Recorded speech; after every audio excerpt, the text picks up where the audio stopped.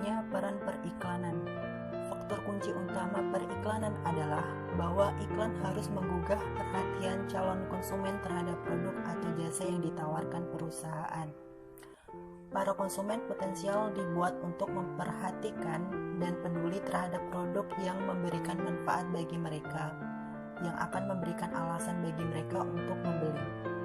Periklanan juga penting untuk menghubungkan konsumen yang sudah ada dan mengingatkan mereka akan alasan dalam memilih produk yang diiklankan.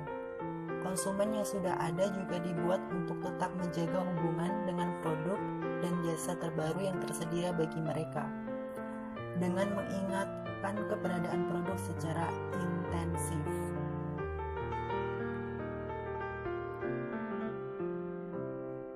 Prinsip-prinsip efektivitas iklan pada saat ini semakin krusial bagi perusahaan untuk memiliki penyampaian pesan iklan yang efektif.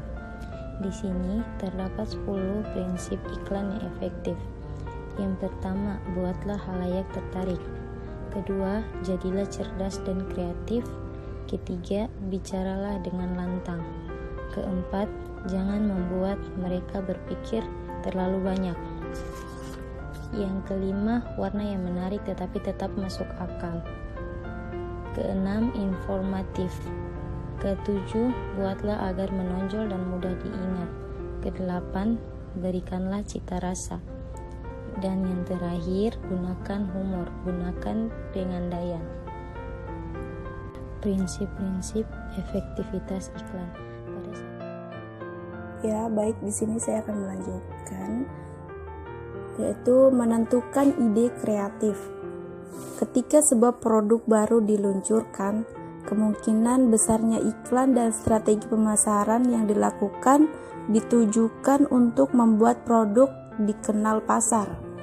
Nah, iklan itu sendiri selain sebagai cara untuk memperkenalkan produk, juga sebagai metode untuk menarik perhatian terhadap produk yang diperbarui atau menciptakan kepedulian tentang merek tertentu, yang juga akan membantu mengelola posisi merek dalam pasar yang kompetitif.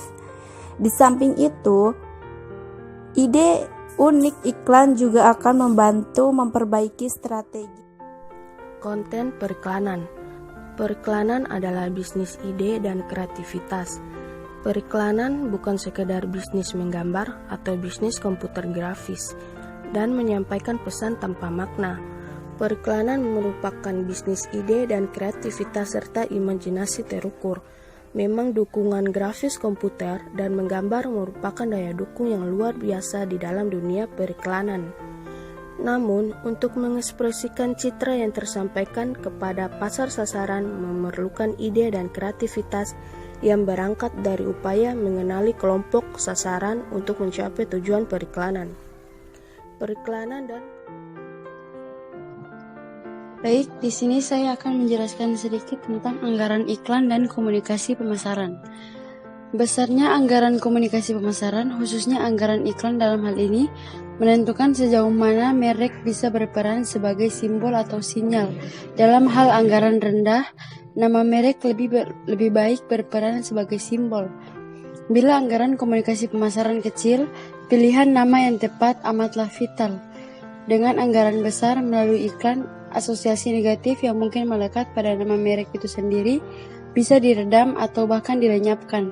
Bila perusahaan mengalokasikan anggaran komunikasi pemasaran yang besar, lebih mungkin dipilih strategi multi-merek atau multi-brand strategi ketimbang strategi merek ganda atau tunggal. Dalam strategi multi-merek, pemasar mengeksploitasi strategi periklanan. Strategi periklanan pada dasarnya sama dengan strategi pemasaran lainnya. Sebuah proses kontinu yang melibatkan 3 tahap krusial, yaitu perencanaan atau planning, implementasi atau implementation, dan pengendalian atau kontrol.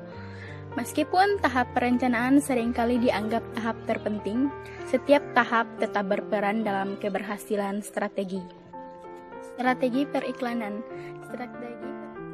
Perumusan strategi iklan menurut Stewart tahun 1986, strategi periklanan pada dasarnya adalah formulasi atas suatu pesan iklan dalam bentuk dan upaya untuk mengomunikasikan manfaat atau karakteristik pemecahan masalah dari suatu produk atau jasa yang dipasarkan kepada pasar.